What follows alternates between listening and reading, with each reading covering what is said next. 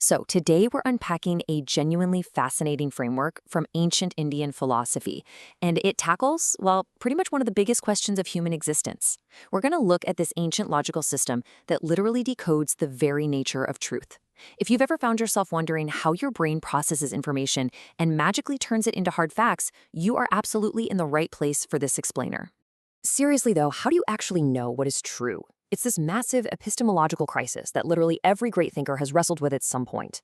Think about it. When you claim to know a fact, whether it's the weather outside, a complex scientific principle, or just a historical event, how exactly did that knowledge get into your head? And maybe more importantly, how do you validate it?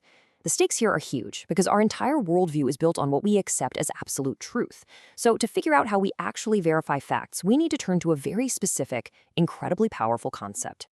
And the ultimate key to our whole exploration today is pramāṇa. Now, in Indian philosophy, this concept is completely central to both logic and epistemology. Translated literally, it means the means of knowledge. Basically, these are the recognized, valid ways through which we humans acquire true, verifiable knowledge. It's not about guessing, and it's definitely not about assuming things blindly. It's about having a rigorous, bulletproof system to validate reality.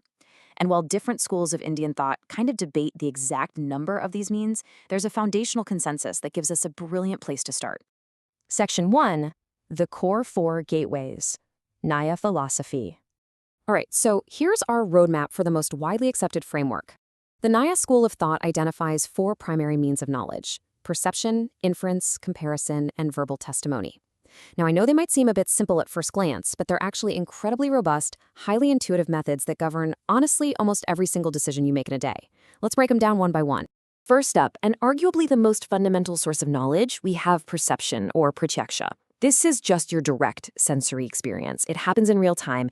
It's when your sense organs, your eyes, your ears, your sense of touch, directly interact with external objects in the real world. Like seeing a roaring fire provides immediate, undeniable knowledge of its presence. You don't need to overthink it, right?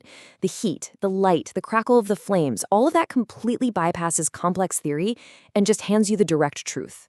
But of course, we can't observe absolutely everything directly, and that's exactly where we build into inference, or anumana. Inference is reasoning based on observed signs or causes. So step 1, you observe smoke rising on a distant hill. Step 2, you infer the unseen presence of fire. You didn't physically perceive the fire itself, right? But your reasoning bridged that gap. And what's absolutely crucial here is that this isn't just some wild guess. According to the source material, inference is rigorously structured into premises and conclusions, which is exactly why it forms the absolute cornerstone of Indian logical systems.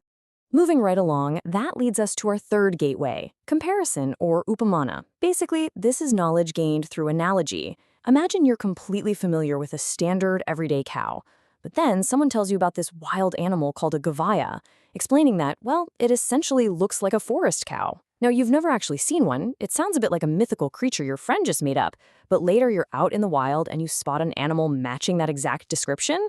Boom! You instantly recognize it as a gavaya. You just acquired true knowledge of something previously unknown simply by comparing it to something you already knew. It's just an incredibly efficient way our brains organize the world.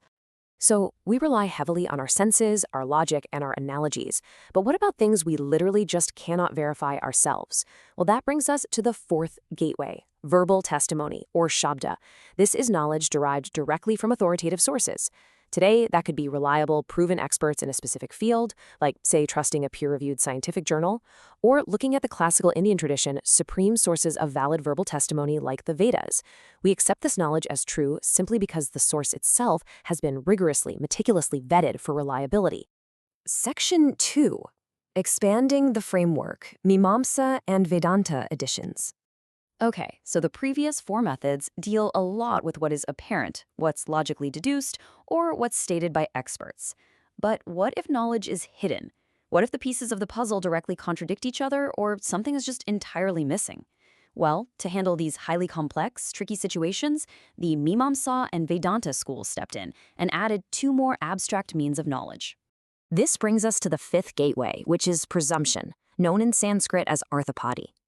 This is reasoning based on pure necessity, just to resolve a contradiction. Have you ever been faced with 2 facts that simply cannot both be true unless there's some missing third fact tying them together? Basically, you are forced to make a necessary assumption just to make sense of reality. Let me show you exactly what that means with a highly relatable example straight from the text. Imagine you know a person who never ever eats during the day, yet somehow they remain completely healthy and well-nourished. Okay, these two facts present a glaring contradiction. The only way to logically resolve it, the necessary reasoning, is the presumption that they must be eating at night. You haven't seen them eat at night, no one told you they eat at night, but you acquire this knowledge out of pure, unavoidable logical necessity. And let's be honest, I'm sure we all know a midnight snacker or two who fits this description perfectly. And finally, we arrive at the sixth gateway, which is honestly a truly mind-blowing philosophical concept, non-perception, or anupalabdhi. It is the knowledge of absence. Think about it. If you walk into a room and notice there is no pot on the floor, you know that fact because you perceive its absence. The Indian logicians argue that recognizing pure absence isn't just a lack of data. It is, in and of itself, a distinct, totally valid form of knowledge. You are actively gaining truth through the void of what is not there. Wild, right? Section 3. The Indian Logic Legacy, a Balanced Epistemological System. So here are all 6 Pramāṇas acting as a unified whole. We go from the direct sensory knowledge of seeing fire to the logical leap of inferring it from smoke, from the clever analogy of the Gavaya to the deeply trusted authority of scriptures. And finally, we have the complex problem-solving of presuming night meals, all the way to the profound recognition of an absent pot on the floor. When you actually view them side by side like this, you realize just how incredibly thorough this ancient system really is. I mean, it leaves literally no stone unturned in the human pursuit of facts. Which leads us perfectly to the core takeaways from the source material. Indian logic emphatically states that knowledge is not monolithic. There is no single, magical way that all truth just comes to us. Instead, truth arises through multiple, valid channels. What Indian philosophy has built here is a truly comprehensive system, one that perfectly balances our direct empirical observation with our logical reasoning and our reliance on tradition and authority.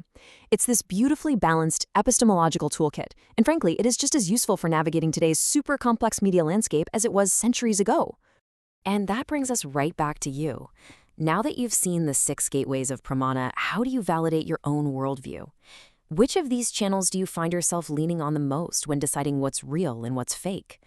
Are you relying entirely on your own perception, or do you actually trust verbal testimony way more than you realize? I really want you to think about how you process the truth today. Thanks so much for joining me on this explainer, and remember, always keep questioning how you know what you know.